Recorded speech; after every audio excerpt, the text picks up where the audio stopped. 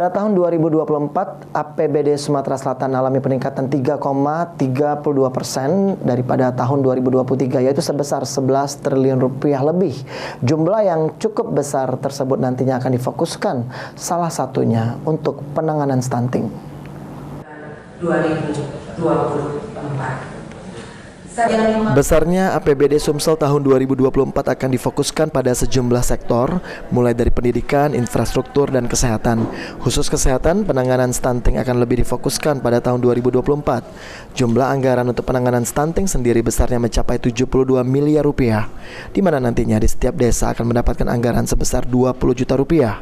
Dan untuk kelurahan serta desa persiapan akan mendapatkan dana 30 juta rupiah.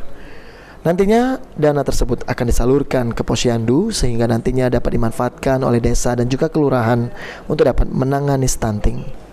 Sumatera Selatan masih di tataran angka 18 dan untuk di nasional 14, sehingga di tahun 2024 kita anggarkan untuk membantu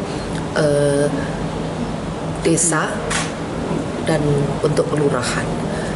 Untuk satu desa kalau saya tidak salah ingat sebesar 20 juta per desa akan dibagikan nanti kepada program-program Posyandu untuk peningkatan gizi maupun kebijakan yang lain.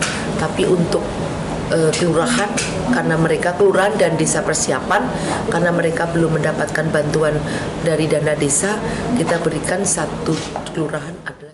Seperti diketahui, saat ini Sumsel menjadi salah satu provinsi yang cukup baik dalam penanganan stunting. Namun jika dipersentasekan, jumlah stunting di Sumsel masih di angka 18% atau di atas angka nasional yakni 14%. Firman Hidayat, PAL TV.